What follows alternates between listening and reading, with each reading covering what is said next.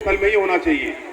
अब जहाँ तक बात आती है 100% एम्प्लॉयमेंट की, तो आप लोग जानते हैं कि भारत में कितना ज़्यादा अनएम्प्लॉयमेंट बढ़ा हुआ है। कोरोना के समय आप देखे होंगे, जो हमारे लोकल लोग थे, झारखंड के लोग, वो चेन्नई में जॉब करते थे, बेंगलोर में जॉब करते थे, डेली वेजेस में 200 रुपये 300 रुपये लेकर के जॉब करते थे। और कोरोना में जब लॉकडाउन हुआ तो हमारे लोगों को वहाँ से मार मार के भगाया गया। कितने लोग हमारे वहाँ से पैदल चले आए और कितने लोगों की हत्या हो गई और कितने लोग इस तरह का जीवन जीने के लिए परेशान हो रहे हैं। तो इसलिए हमने कहा है 100% रोजगार की गारंटी हमारी डिमांड है। और 100% रोजगार की गारंटी के लिए प्रौध जो है, प्रौध बेसिकली कहती है कि there is a need of economic democracy in the society. 1947 में जब भारत आजाद हुआ था तो भारत के पास, और अभी भी we have only political democracy, but political democracy is not enough to fulfill the economic prosperity of every individual in the society. So in order to bring the economic prosperity and rational distribution of the available resources in the society, we demand for economic democracy. So basically, there are 4 principles for an economic democracy to be successful that has been stated by Proud. The first one is the minimum requirement of life. Minimum requirement of life must be guaranteed to each and every individual. That should be increasing purchasing capacity. That also must be guaranteed. Local economic decision must be taken control by local people, and outsiders must not be allowed to interfere in local market. If we talk about 100% employment, अगर हम लोग 100% रोजगार की बात करते हैं तो हमें देखना पड़ेगा कि झारखंड में जो आप देखिए, जैसे कि यहाँ पे हमारा कोयला है, कोयला का जो मेन जो नेचुरल रिसोर्सेज है, जहाँ से उसके सोर्स हैं, वो आपका कुज्जू, यहाँ पे हमारा नेचुरल रिसोर्सेज है, बट इसका जो मुख्यालय है वो कलकत्ता में है। समझ रहे बात को?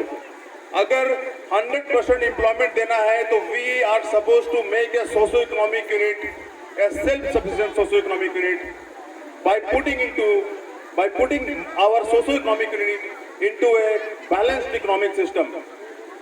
तो मेरा कहने का मतलब है कि जो हमारा जो मुख्य मांग है यूपीवाईएफ का, वो है 100% रोजगार की गारंटी, स्थानीय रोजगार में स्थानीय लोगों की प्राथमिकता, स्थानीय रोजगार में स्थानीय भाषा की प्राथमिकता, और उद्योग का मुख्यालय जो होगा वो उद्योग स्थल में होगा।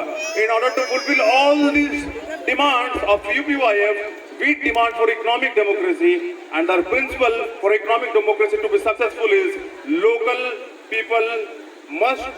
economic decision must be taken control by local people, and outsider must not be allowed to interfere in local market. So this way हम लोग यूपीवाईएफ के लोग जगह जगह पे जाके, इंस्टीट्यूट्स में जाकर के, कॉलेजेस में जाकर के, लोगों के पास जाकर के, यूथ लोगों को हम लोग आवाज कर रहे हैं कि how they are being exploited in the current socio economic system. आप देख रहे होंगे, एग्जाम्पल के उदाहरण के तौर पे मैं आप लोगों को बताना चाहता हूँ, आप झारखंड और भारत जो है कृषि प्रधान देश है, और यहाँ पे कृषि जो है, इसी कृषि पे बेस्ड है सारे के सारे इंडस्ट्री। हम लोग जो भी, जैसे कि मान के चलिए, प्रतिदिन जो है कि हम लोग बहुत सारे एसेंशियल कमोडिटीज को यूज करते हैं। हम लोग रोटी खाते हैं, कपड़ा पहनते हैं, चावल खाते हैं, तेल खाते हैं, मसाला खाते हैं, ये सारा का सारा एग्रीकल्चर से निकल के आता है। ये इसके जितने भी रॉ मटेरियल होते हैं सारे के सारे एग्रीकल्चर से निकल के आते हैं। लेकिन आज एग्रीकल्चर एक श्राप बन गया है।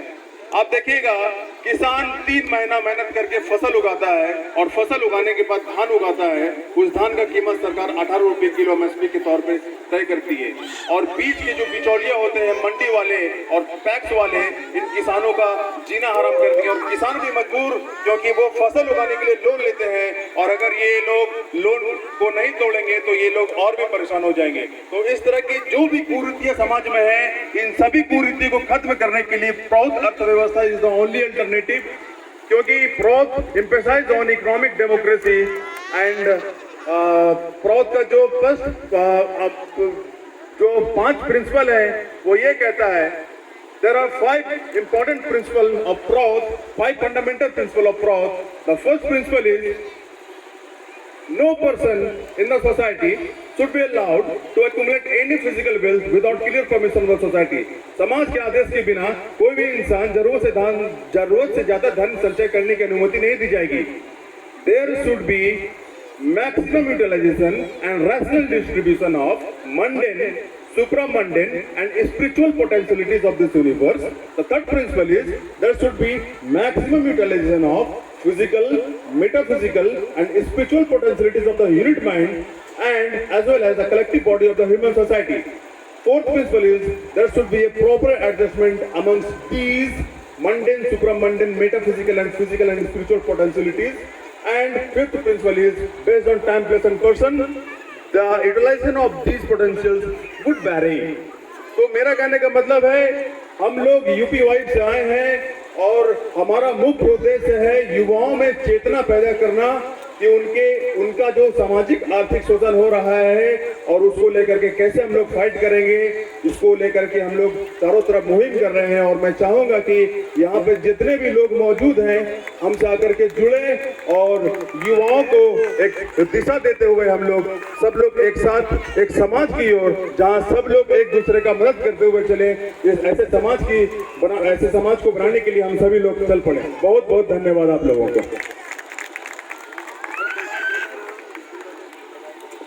बहुत बहुत धन्यवाद, आपने बहुत ही अच्छा विषय को हम लोग समझ रखा।